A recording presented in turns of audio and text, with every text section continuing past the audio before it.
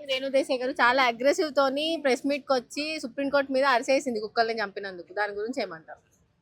కుక్కలను చంపినందుకు అరిచేసారంటే మేడం చెప్పినట్ల మనుషులను చంపినట్ల కుక్కలను చంపడం.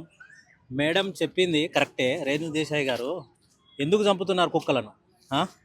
కుక్కలు చంపుతున్నారంటే కుక్కలు ఇంట్లో పెంచుకుంటున్నారా, బయటికి వదులుతున్నారా? అది ముఖ్యం కదా. ఇప్పటి నుంచి లేవు కదా కుక్కలు, ఇప్పుడు ఇంట్లో పెంచుకుంటున్నారు కుక్కలు. కొన్ని కరువయి, కొన్ని మంచిగా ఉంటాయి, కొన్ని ఎట్లుంటాయి. మనకు తెలియనిది ఏముంది? మనము మానవులము. జంతువులను మనం చంపొద్దు. మెయిన్ మానవులను మానవులం మనకేమైందని మనకేమైంది తెలుస్తుంది. మన జంతువులకు తెలుస్తుందా? తెలియదు కదా. తెలియనప్పుడు ఆమె అడిగినప్పుడు క్వశ్చన్ అది కరెక్టే, కానీ మనం ఆలోచించాలి కదా కొద్దిగా. కుక్కలు ఎందుకు చంపుతున్నారు అంటే కొంతమందిని కరుస్తున్నాయి. పిచ్చి కుక్కలు ఉన్నాయి, మంచి కుక్కలు ఉన్నాయి.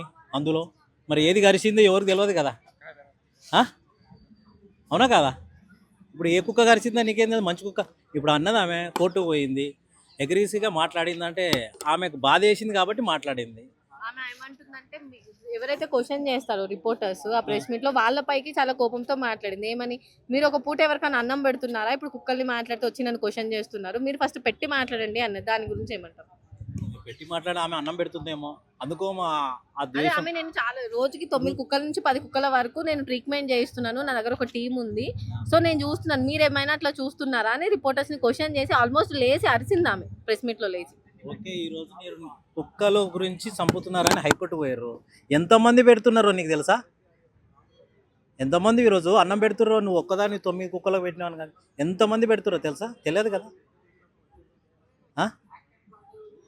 ఈరోజు ఇంతమంది పెడుతున్నారని మనం చెప్పలేం కదా. నువ్వు మీడియా నీ దగ్గరికి వస్తుంది కాబట్టి నువ్వు అడిగినావు, దానికి సరైన సమాధానం చెప్పాలి. కానీ ఏదో మనం మరిచినట్టు చెప్తే బాగుండదు కదా.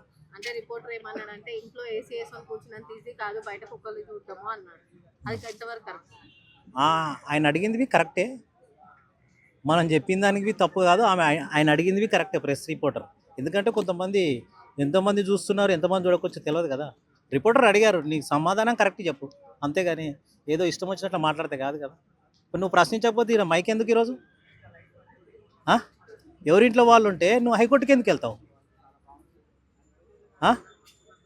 నువ్వు ప్రశ్నించడానికి ఉండబట్టికే కదా నేను వచ్చి అడిగింది. అడిగే పద్ధతిలో అడగాలి అనేసి అన్నాను. అంటే అది లేచి అరుచుకుంటూ అరవాల్సిన అవసరం ఏముంది? ప్రశాంతంగా అడిగితే నేను ప్రశాంతంగా సమాధానం చెప్తాను. మరి అందరం కలిసి ఒకటేసారి వాళ్ళ ఇంటికి పోయి అడుగుదాం. మరి పోయి మేడం గారి ఇంటికి పోయి ఎన్ని కుక్కలకు పెడుతున్నారని మేడం గారి ఇంటికే పోదాం, ప్రెస్ వాళ్ళు మొత్తం పోయి. ఆ రోజు మా సమాధానం ఎట్లా చెప్తారో తెలుస్తుంది కదా.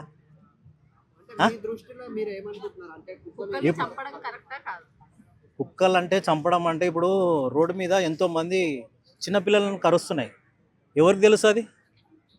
ఇప్పుడు అన్ని చంపట్లేదు అంటే చాలా మంది చంపుతున్నాయి కుక్కలు. కుక్కల గురించి రాస్తే మొత్తం రోజంతా కుక్కల గురించి రాస్తారు, రాస్తే హీరోల గురించే రాస్తాం. మంచిగా లేనప్పుడు ఎవరైనా చంపవలసిందే కదా కుక్కలను.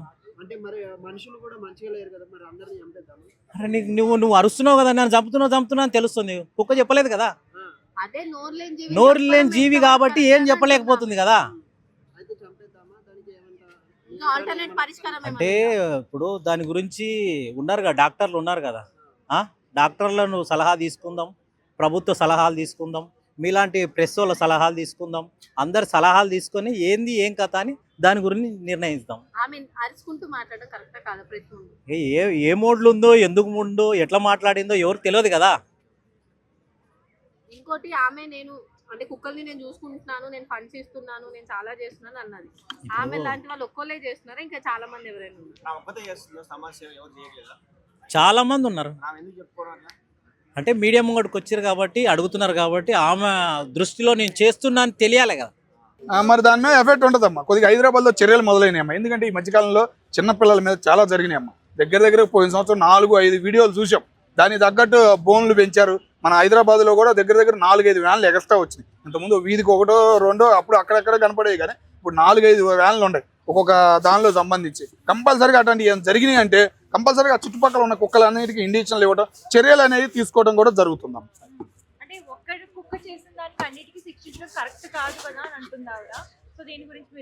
జరగబోయేది ఒక కుక్క అనుకోవద్దు, ఎన్నో కుక్కలు పెరిగిపోతున్నాయి. ఒక కుక్కను చూసి ఒక కుక్క తయారవుతుందిగా. ఇప్పుడున్న సొసైటీలో ఒక కుక్కను చూసి ఒక కుక్క తయారవుతుంది కాబట్టి చర్యలు తీసుకోవడం అనేది కరెక్టే. అది మనుషులు కూడా చర్యలు తీసుకోవాలంటే ఎట్లా కుదిరిద్ది? మనుషులకి నువ్వు కుక్కలకు పోలికలు పెడితే ఎంత మటుకు న్యాయం? ఇట్లా పెట్టే కదా బ్రిటిష్ వాళ్ళు 200 సంవత్సరాలు పరిపాలించింది. ఆ బ్రిటిష్ రత్నం ఏదో కొద్దిగా ఉండిద్ది, అందుకని అట్లా మాట్లాడింది.